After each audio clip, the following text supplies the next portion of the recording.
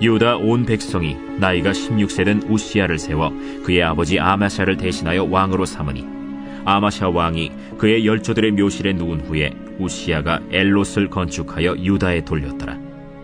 우시야가 왕위에 오를 때 나이가 16세라. 예루살렘에서 52년간 다스리니라. 그의 어머니의 이름은 여골리아요 예루살렘 사람이더라.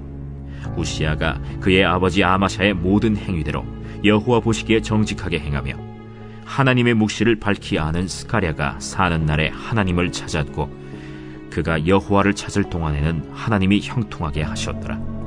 우시야가 나가서 블레셋 사람들과 싸우고 가드 성벽과 야브네 성벽과 아스돗 성벽을 털고 아스돗 땅과 블레셋 사람들 가운데 성읍들을 건축하며 하나님이 그를 도우사 블레셋 사람들과 구르바알에 거주하는 아라비아 사람들과 마온 사람들을 치게 하신지라. 암몬 사람들이 우시야에게 조공을 바치매 우시야가 매우 강성하여 이름이 애굽 변방까지 퍼졌더라. 우시야가 예루살렘에서 성 모퉁이 문과 골짜기 문과 성 구비에 망대를 세워 견고하게 하고 또 광야에 망대를 세우고 무릉덩이를 많이 파고 고원과 평지에 가축을 많이 길렀으며 또 여러 산과 좋은 밭에 농부와 포도원을 다스리는 자들을 두었으니 농사를 좋아함이었더라.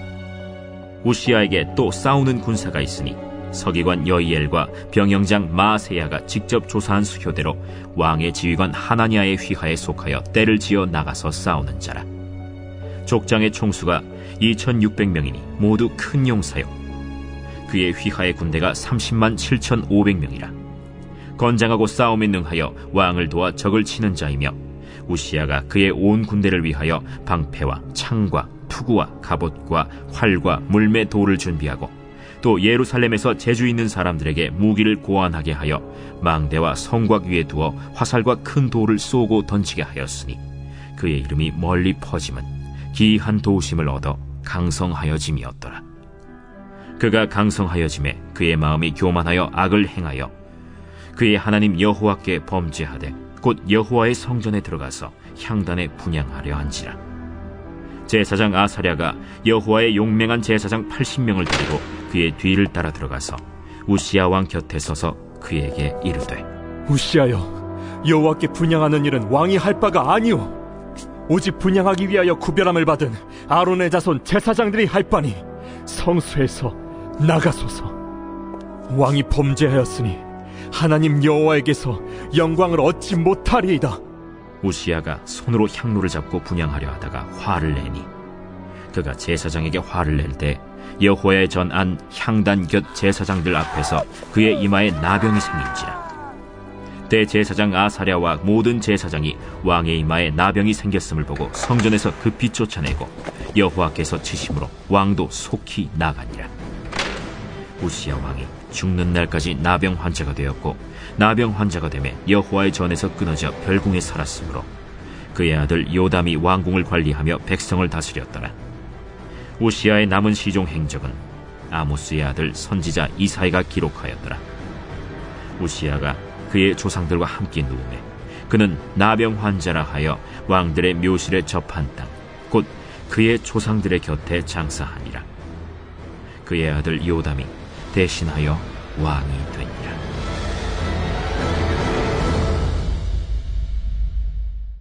네, 오늘도 말씀의 자리에 나오신 한 분 한 분을 진심으로 환영하고 축복합니다. 하나님의 말씀을 가까이함이 우리에게 참 힘이며 은혜임을 기억하고 오늘도 하나님 말씀을 더욱 사모하며 신뢰하는 우리 성도님들 다 되시기를 주의 이름으로 축복합니다.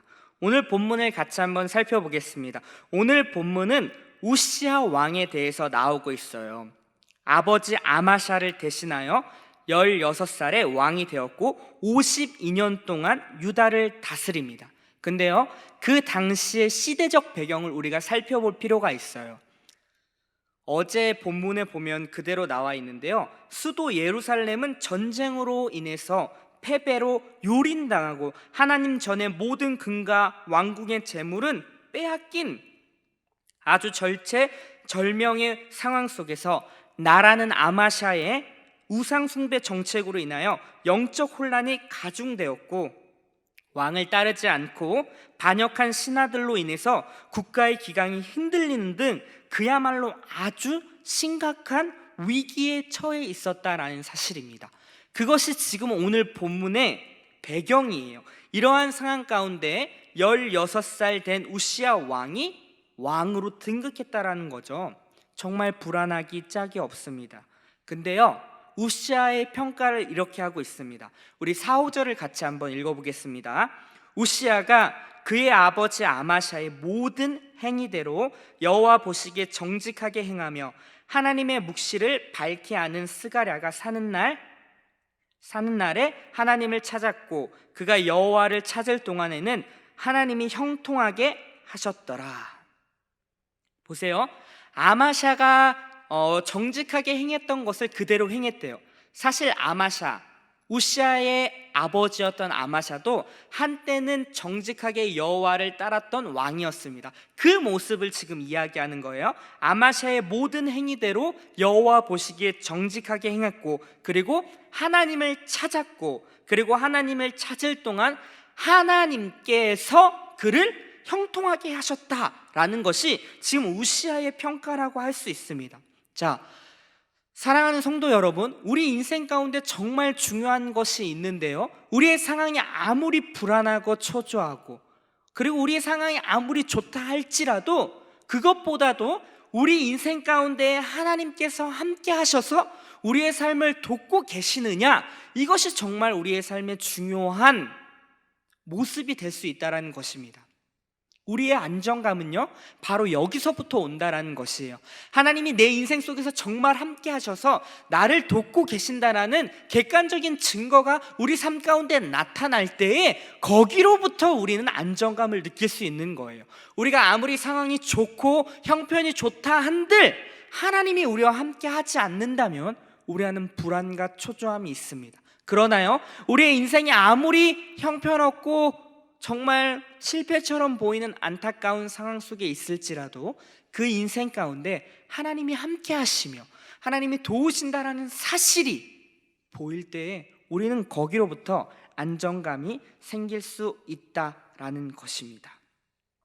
한번 생각해 보세요. 모세의 뒤를 이은 여호수아, 200만 백성을 이끌고 가야 할 막중한 임무를 위임받았을 때 얼마나 두렵고 떨릴까요? 정말 탁월했던 그 모세 지도자가 죽고 그 자리를 이어가야 하는 그 여호수아의 마음은 얼마나 불안하고 초조했는지 우리는 알 수 있을 것입니다. 그런데요, 그 상황과 환경을 뛰어넘는 하나님의 함께 하심이 여호수아의 인생 속에 있었기 때문에 여호수아는 강하고 담대하게 그 이스라엘 백성들을 끌고 갈 수 있었다라는 사실입니다. 하나님께서 여호수아에게 이야기했잖아요. 강하고 담대하라, 두려워하지 말라, 내가 어디로 가든지 너와 함께함이라. 이것이 여호수아 삶 가운데에 있었기 때문에 여호수아는 담대하게 나아갈 수 있다라는 사실이었습니다. 우리도 마찬가지예요. 우리의 상황이 지금 나쁘고 어려울 수 있습니다. 그러나 그런 인생 속에서 하나님이 함께 하시고 하나님이 우리의 삶을 도우신다라는 것이 우리 마음 가운데 믿어질 때 거기로부터 우리는 안정감이 올 수 있다라는 것이죠. 마찬가지로 우시야 16살의 왕에 등극해서 그런 지금 불안한 국정을 다스리고 갈 수 있었던 것은 하나님께서 개입하셔서 그를 도와주셨기 때문에 그의 나라는 점점점 더 왕성하게 세워져 갈 수 있었다라는 것입니다. 블레셋의 주요 성읍을 정복하고 아라비안 마온 사람들을 정복하고 암몬 사람들에게 조공을 받았습니다. 그의 통치권은 애굽 변방에 이르기까지 다방면에서 그의 명성과 영향력은 떨칠 수 있게 되었다라는 것이죠. 우리 8절을 같이 한번 보겠습니다. 암몬 사람들이 우시야에게 조공을 바치매 우시야가 매우 강성하여 이름이 애굽 변방까지 퍼졌더라. 자, 15절도요. 또 예루살렘에서 재주 있는 사람들에게 무기를 구하나게 하여 망대와 성곽 위에 두어 화살과 큰 돌로 쏘고 던지게 하였으니 그의 이름이 멀리 퍼짐은 기이한 도우심을 얻어 강성하여 짐이 없더라. 모든 면에서 지금 우시야는 강성하고 그리고 든든하게 세워져 갔다라는 사실입니다. 그가 이렇게 될 수 있었음은 그의 인생 속에서 하나님이 함께 하셨고 하나님께 도우셨기 때문이라는 것이죠. 그런데 16절 이하에 보니까 조금 다른 모습이 나옵니다.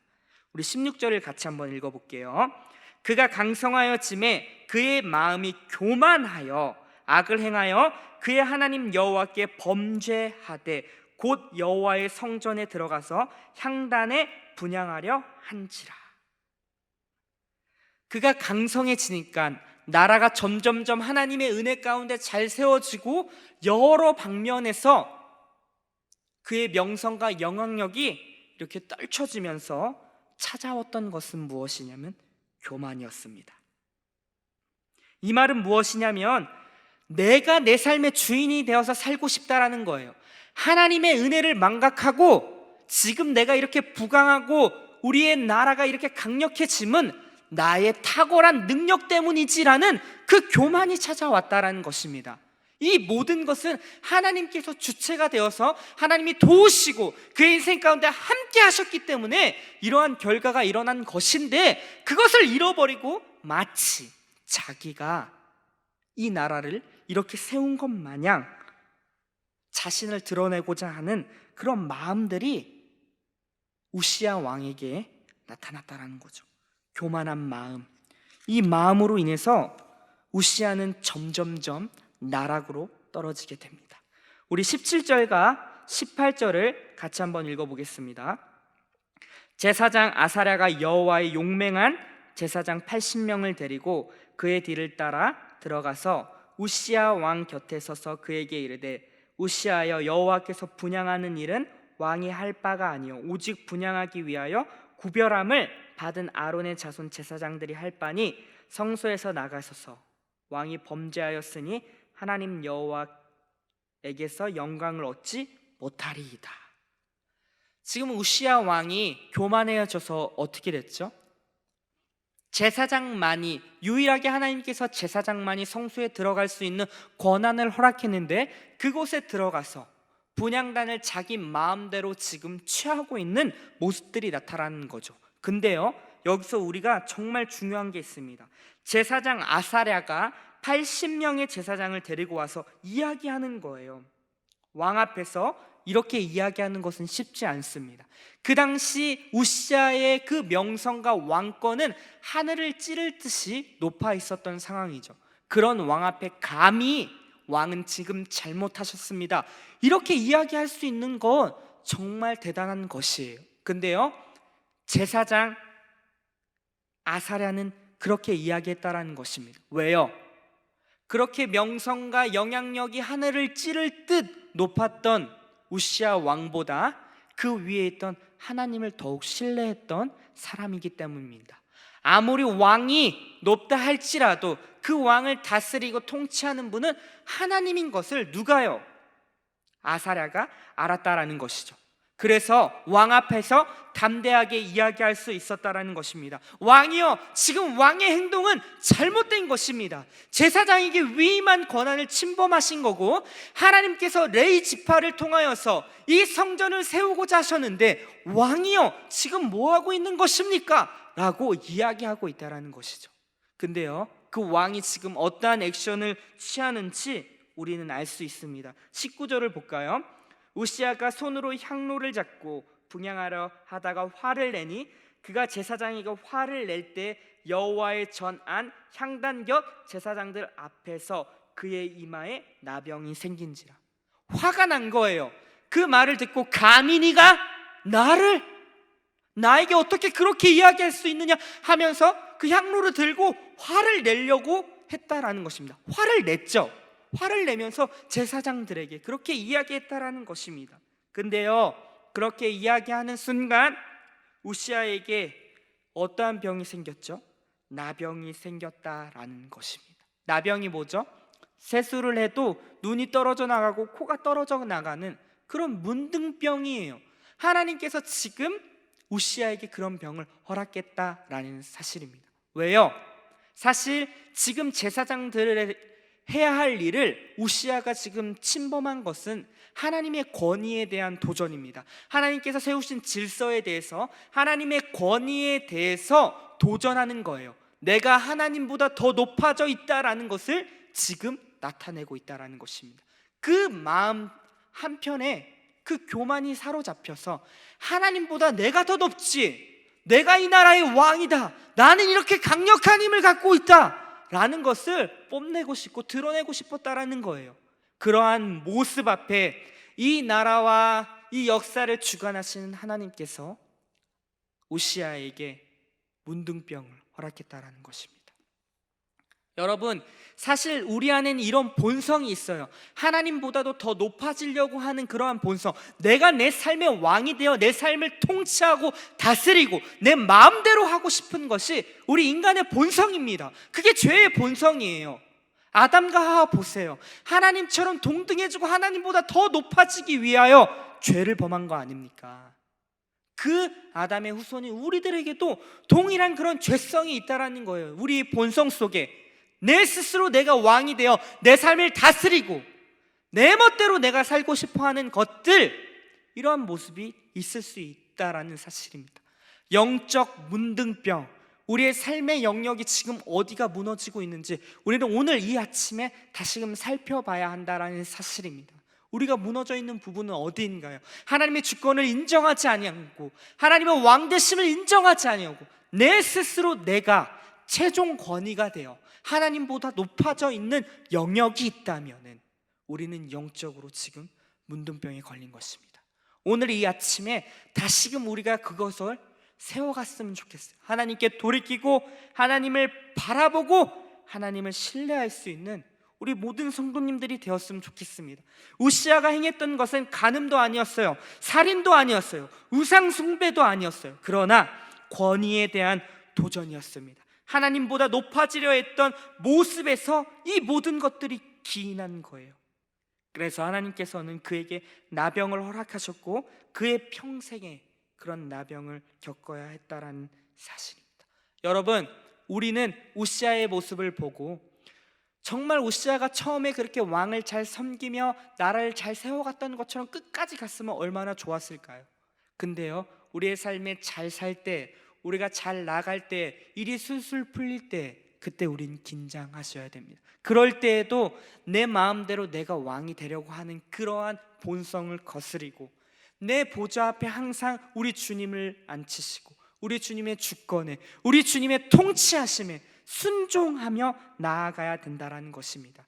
우리의 모든 필요와 공급은 하나님께로부터 온다라는 사실, 그리고 우리의 삶을 다스리고 통치하고 세워가는 분도 내가 아닌 우리 주님이라는 사실을 늘 기억하며 우리 주님을 더욱 의지하고 우리 주님을 더욱 경외하며 그의 도우심을 매일매일 구하며 나아갈 수 있는 우리 더사랑의 공동체가 되시길 주의 이름으로 축원합니다. 기도하겠습니다. 하나님 아버지, 오늘 우시아의 인생을 통하여서 다시 한번 우리의 모습을 돌아봅니다.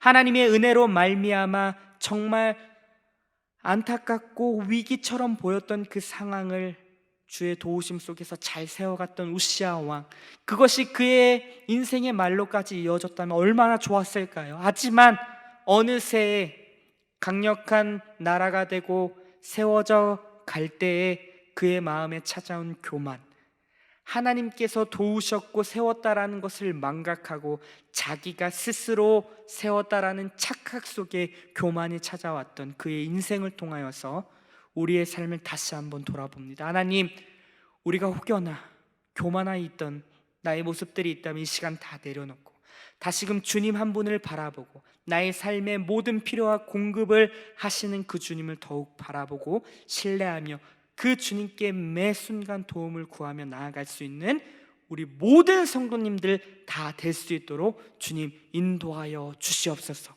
오늘도 우리의 삶을 주관하시는 분은 우리 주님입니다. 그리고 역사를 오늘도 세워가시는 분이 우리 주님이십니다. 그 주님을 늘 붙잡고 바라보며 나아가는 귀한 우리 성도님들 삶 될 수 있도록 주님 축복하여 주시옵소서. 예수님의 이름으로 기도하옵나이다. 아멘.